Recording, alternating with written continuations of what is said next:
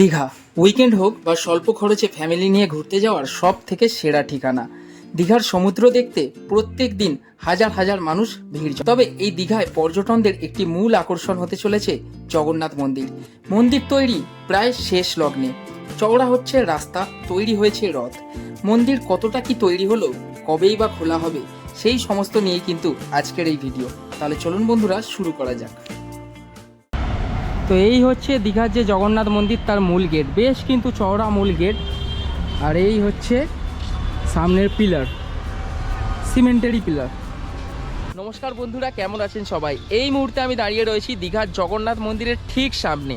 হ্যাঁ, এখন যেহেতু মন্দিরের কাজ হচ্ছে, মন্দিরে কিন্তু প্রবেশ নিষেধ, কোনো হালেই কিন্তু কাউকে প্রবেশ করতে দেওয়া হচ্ছে না।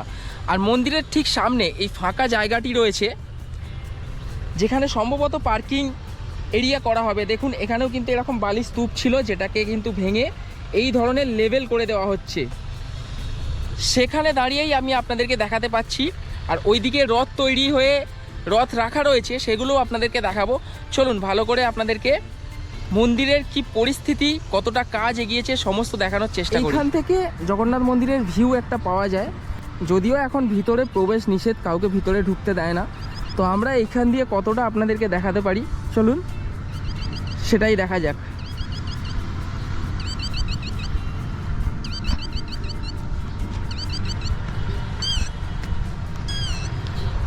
তো বন্ধুরা, এই হচ্ছে দীঘার জগন্নাথ মন্দির। আর এই মন্দিরের পিছনেই কিন্তু দীঘার যে রেলওয়ে স্টেশন, সেটা দেখুন। মন্দিরের এরিয়াটা কিন্তু প্রচুর, একদম এইখানে হচ্ছে মেন গেট। আর এখানে একটা বিল্ডিং মতো করা হয়েছে, এখানে কোনো কিছু দোকানপাতি বা থাকার জায়গা হতে পারে, আমার আদৌ ঠিক জানা নেই। আর চারিদিকটা দেখুন পাঁচিল এবং রেলিং দিয়ে ঘিরে রাখা হয়েছে।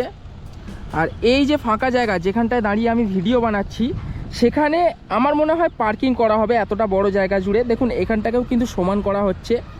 এখানেও কিন্তু এরকম বালির স্তূপ ছিল, সেটাকে পুরো সমান করে দেওয়া হয়েছে, যাতে এখানে ভবিষ্যতে পার্কিং টার্কিং করা যাবে। আমার আদৌ ঠিক জানা নেই। আর রথগুলো তো সেইখানে রয়েছে।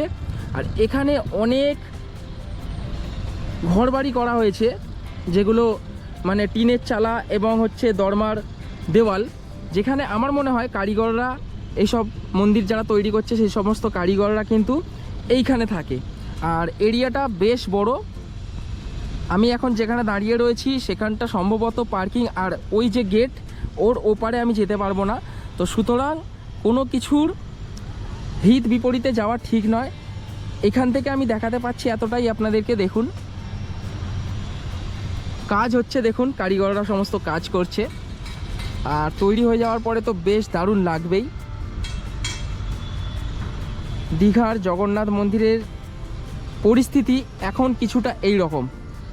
2024 সালে তো উদ্বোধন হলো না, 2025-এ আশা করি উদ্বোধন হয়ে যাবে। এই দেখুন বন্ধুরা, এখানে রাখা রয়েছে পরপর 3টি রথ। যদিও রক্ষণাবেক্ষণের জন্য এগুলোকে এখন ঢেকে রাখা হয়েছে। আর ভিতরে কিন্তু প্রবেশ নিষিদ্ধ। দেখুন, এখানে এইভাবে গেট করে রাখা রয়েছে, তার জন্য বাইরে থেকেই আপনাদেরকে দেখাতে পাচ্ছি।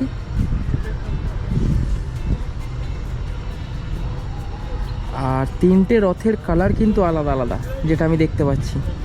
যেমন এটা সবুজ কালার, এটা হচ্ছে লালেতে আর অরেঞ্জেতে, ওটা আছে হলদে আর ব্লুতে, মানে আকাশি কালারের।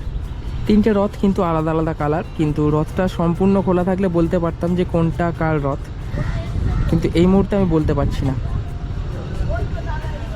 যখন আমি রথগুলো আপনাদেরকে দেখাচ্ছিলাম, ওখানকার স্থানীয়রা বলছিল এবছর উদ্বোধন হয়নি, পরের বছর উদ্বোধন হবে। সেই জন্য কিন্তু ঢেকে রাখা রয়েছে রথগুলি, যাতে নষ্ট না হয়।